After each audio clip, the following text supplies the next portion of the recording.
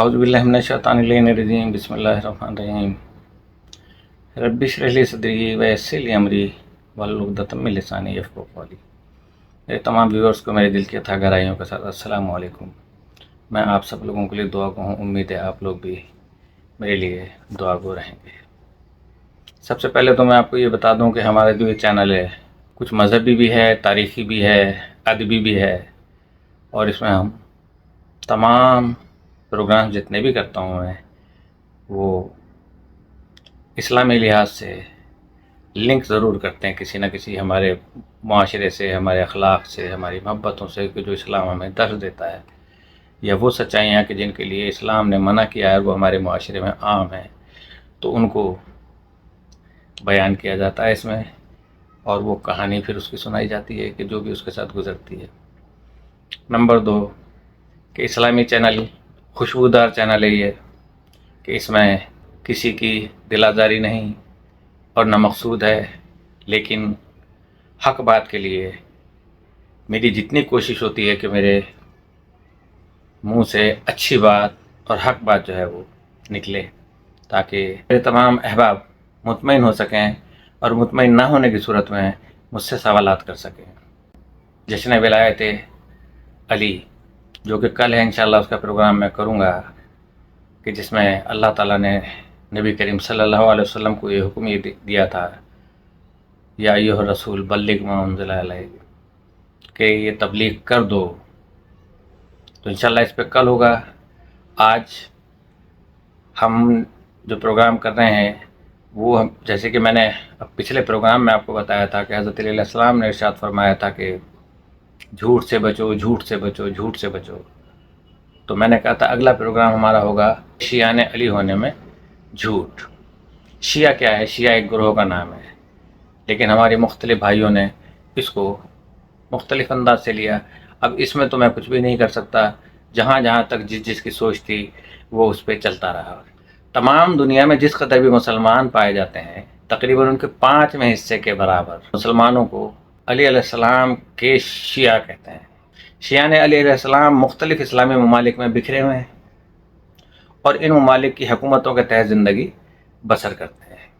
اور شیعہ نے علی ہونے کا یہ مقصد نہیں ہے کہ سب سے پہلے شیعہ تو پھر حضور اکرم صلی اللہ علیہ وسلم تھے، لیکن مشہور ہوئے شیعہ نے علی کے نام سے۔ چند صدیوں پہلے ایرانی شیعوں کے پاس ہر چیز فراوانی سے ہوتی، لیکن اس کے باوجود وہ ہر چیز سے محروم ہوتے۔ اس حال میں اپنا روزگار زندگی محدودیت میں گزارتے تھے، لیمیٹیشنز میں گزارتے تھے، لیکن تقریباً 4 صدیاں گزری ہیں کہ زمان شاہ اسماعیل صفوی نے ایرانی حکومت اہل تشیع کے ہاتھ میں دے دی، اور وہ اس قابل ہوئے کہ اپنی دینی عبادات کو آزادی سے سر انجام دے سکیں، یعنی بلغ کر سکیں، تبلیغ کر سکیں۔ اس موقع پر کشور ایران کشور اہل تشیع کے طور پر جانی جاتی تھی، اور ملت اسلامیہ ایران کو ملت مسلمانان تشیع کہا جاتا ہے۔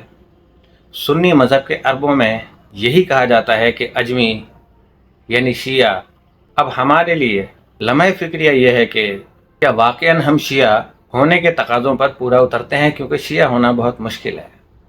بحیثیت مسلمان ہم اسلام لائے ہیں، لیکن ایمان کا تعلق جو ہے وہ بہت بات کی بات ہے۔ جیسے کہ کل کے میں نے پروگرام میں بتایا تھا کہ یہ جو کہتے ہیں اے حبیب تم سے کہ ہم تم پر ایمان لے آئے، تو یہ ایمان نہیں لے کر آئے، اسلام لائے ہیں، یہ ایمان تو بھی ان کے اندر داخل ہی نہیں ہوا ہے۔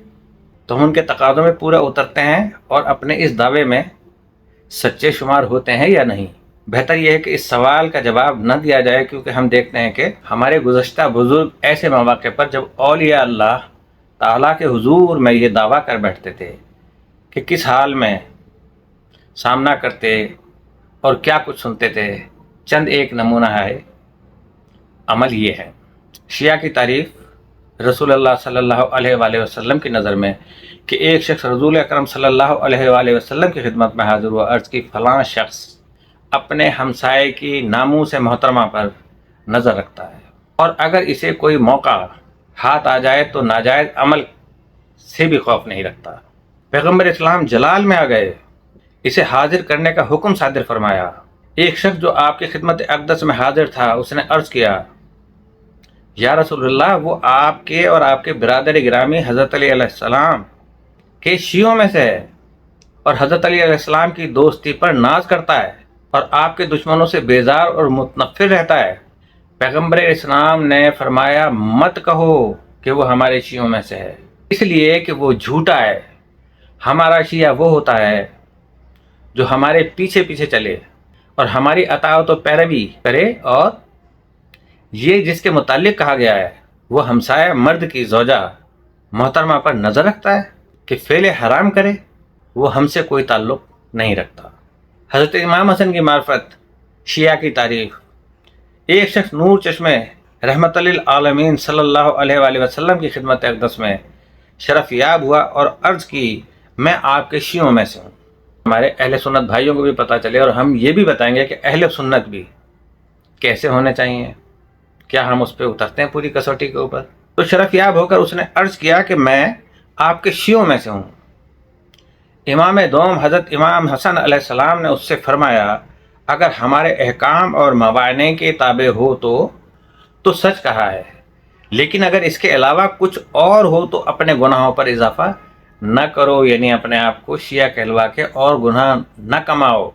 بلند و بالا مقام کا جھوٹا دعویٰ کبھی بھی نہ کرو کہ جس کے تم اہل نہ ہو، ایسا نہ کہو کہ تم ہمارے شیعوں میں سے ہو، لیکن یہ کہو کہ آپ کے محبین میں سے ہوں، آپ کے دشمنوں کا دشمن ہوں۔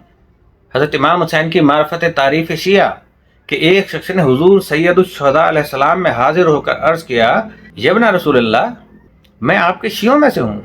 امام علیہ السلام نے فرمایا اللہ سے ڈرو، ایسا دعویٰ نہ کرو۔ میرے تمام بھائی سن لیں، شیعہ بھی سن لیں اور اہل سنت کے بھائی بھی سن لیں کہ انہیں بھی ثابت کرنا پڑ جائے گا کہ کیا کیا احکامات ہیں شیعہ ہونے کے اور سنی ہونے کے۔ تو ایسا دعویٰ نہ کرو کہ خدا تم سے یہ کہے کہ تم نے جھوٹ بول دیا ہے۔ ہمارے شیعہ وہ لوگ ہیں کہ جن کے دل ہر وقت آلودگی، زنگ اور نجاست سے پاک و صاف رہتے ہیں۔ البتہ تم یہ کہو کہ میں آپ کے محبین میں سے ہوں، بس محبت کرنے والوں میں سے۔ سبط اکبر رسول مقبول حضرت امام حسن علیہ السلام نے شیعہ کی تعریف نیک رویوں اور کردار کی، اور سبط دوم رسول اکرم حضرت امام حسین علیہ السلام نے شیعہ کی تعریف نیک و پاکیزگی و قلب و نگاہ سے کی۔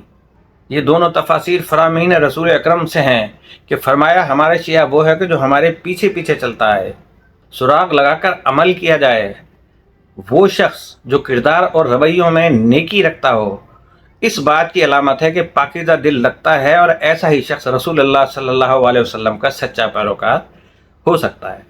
رافضی کیا ہے؟ گزشتہ دور میں دوستان علی اور اولاد علی کو رافضی کہہ کر چھیڑتے تھے۔ دیکھتے ہیں کہ رافضی کے کیا معنی ہیں۔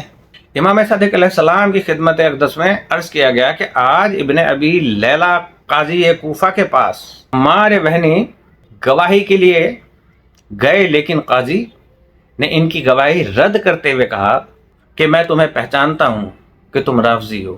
عمار یہ بات سن کر لرزہ بر اندام ہو گئے، آنکھوں سے آنسو جاری ہو گئے اور اپنی جگہ سے اٹھ کھڑے ہوئے۔ قاضی نے ان کی یہ حالت دیکھ کر کہا تم ایک دانش مند ہو، اگر تم رافضی کہلانے سے بچنا چاہتے ہو تو رفض سے براعت کا اظہار کرو، دوری کا اظہار کرو، اور پھر براعت کا اظہار کر کے ہمارے بھائیوں میں شمار ہو جاؤ۔ عمار نے کہا میری یہ حالت اس وجہ سے نہیں بلکہ میرا رونا دو حالات پر ہے۔ اپنے اوپر روتا ہوں کیونکہ میرے متعلق ایک عالی مرتبے کا قائل ہے جبکہ میں اس کا اہل نہیں ہوں۔ تو نے مجھ ناچیز کو رافضی کہہ دیا، حالانکہ میرے سید و سردار امام جعفر صادق علیہ السلام کا فرمان ہے سب سے پہلے افراد جنہیں رافضی کہا گیا وہ فرعون کے جادوگر تھے۔ جب انہوں نے دیکھ لیا کہ موسیٰ علیہ السلام کا عصا اژدہا بن گیا تو موسیٰ علیہ السلام پر ایمان لے آئے۔ فرعون کے احکام کو قدموں کے نیچے رونتے ہوئے ہر اذیت کے لیے آمادہ ہو گئے۔ توجہ فرمائیے گا، پس فرعون نے انہیں رافضی کا نام دے دیا کیونکہ انہوں نے فرعون کے دین سے رفض کیا تھا۔ رافضی وہ ہے کہ وہ اس چیز سے بیزار ہو جس سے خدا بیزار ہو۔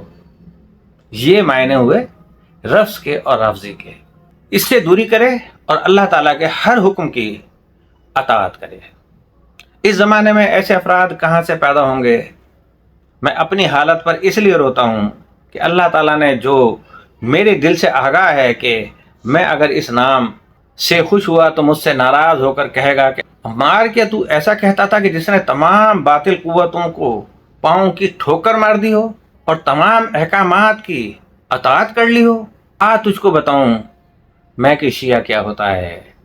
وَمِن شیعۃ لا ابراہیم کا مدعی ہوتا ہے، پھر سو ہوائے نفس کا ہوتا نہیں غلام، ہر دور میں وہ حاکم نفس الیہ ہوتا ہے۔ پھر اگر وہ میرا حساب آسانی سے لے لے گا تو میرے درجات میں کمی کر دے گا، اور اگر میرے اوپر سختی کرے گا تو سزاوار کیفر کردار ٹھہروں گا، سوائے اس کے کہ میرے سید و سردار میری فریاد کو آ پہنچیں۔ تمہارے اوپر گریہ کیوں کرتا ہوں؟ کیونکہ تم ایک بہت بڑے گناہ کے مرتکب ہوئے ہو اور مجھے جھوٹا لقب دے دیا ہے۔ میں تمہارے اوپر اللہ تعالیٰ کے عذاب سے ڈرتا ہوں، اس لیے کہ تم نے مجھے اعلیٰ ترین لقب سے ملقب کر دیا ہے، ملا دیا ہے، لیکن اپنی کم ظرفی سے بے بصیرتی کے بنا پر ترین نام سمجھتے ہوئے کہہ رہے ہو، حالانکہ تمہارا کمزور ہڈیوں والا ڈھانچہ ان کلمات ناروا کا عذاب کیسے برداشت کرے گا؟ جس وقت امام ششم علیہ السلام کے دلیرانہ جواب اور اس کی فدا کاری کا واقعہ سن چکے تو فرمایا کہ اگر عمار کے گناہ زمین و آسمان سے بھی بڑھے ہوئے ہوں تو بھی اس حق گوئی کے نتیجے میں وہ گناہوں سے پاک ہو گیا اور اس کا حسن عمل پروردگار عالم کے حضور مقبول ہو کر زیادہ ہو جائے گا۔